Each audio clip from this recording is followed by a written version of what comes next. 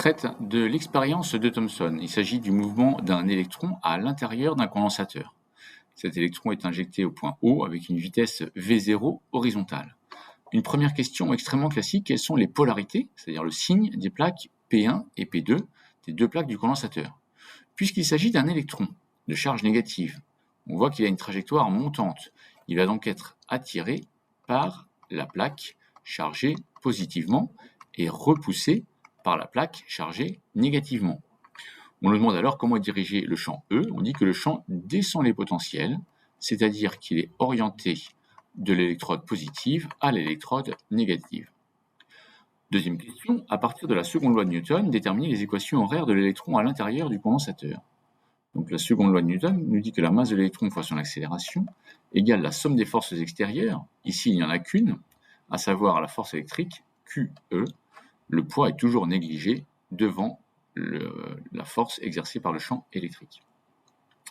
Et donc nous allons pouvoir dire que l'accélération A est égale à la charge Q de l'électron, c'est-à-dire moins E, fois le champ vectoriel E, divisé par la masse M. Or, quelles sont les coordonnées de ce champ E? Eh bien, si on regarde bien, en X, sa coordonnée est nulle, et comme il est orienté vers le bas, sur Y, on a bien une orientation de moins E, où E représente la norme de ce champ. En remplaçant, nous allons donc pouvoir dire que l'accélération A possède deux coordonnées, AX qui vaut 0, et AY, moins petit e fois moins grand E, ça va faire EE divisé par M. On peut très facilement remonter à l'expression du vecteur vitesse en primitivant ces deux expressions.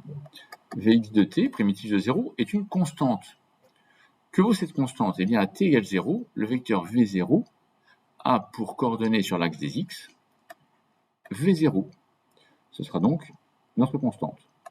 Vy de t, primitive de EE sur m, il suffit juste de multiplier par t, et en l'occurrence, cette vitesse étant purement horizontale, il n'y a pas de constante à t égale 0 pour Vy de t.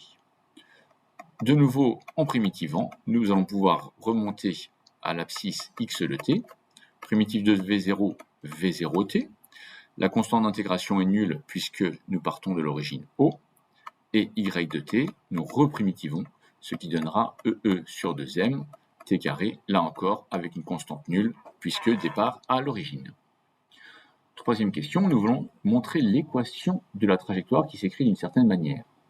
Eh bien, très simple, nous prenons la première expression et nous en déduisons que l'instant t sera égal à x sur v0.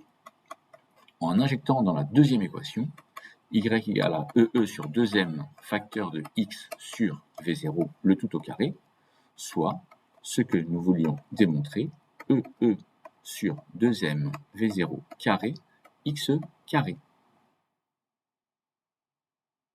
Après m'être fait un petit peu de place, nous prenons la suite des questions. Nous venons de montrer que l'équation de la trajectoire est effectivement la suivante.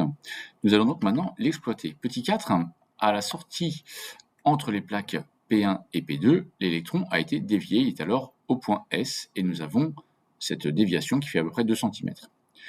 À partir de cette équation, déterminer la valeur du rapport E sur M. Eh bien c'est très simple, il suffit de prendre l'équation de la trajectoire et d'isoler E sur M. Qu'est-ce que ça donnera? 2v0 carré fois ys, l'ordonnée de sortie, que divise le reste? Eh bien grand E, que multiplie x, mais x, attention, c'est bien sûr la distance L au carré. Petit 5, on veut déterminer la valeur à partir des données qui nous sont fournies. Donc toutes les données sont énoncées.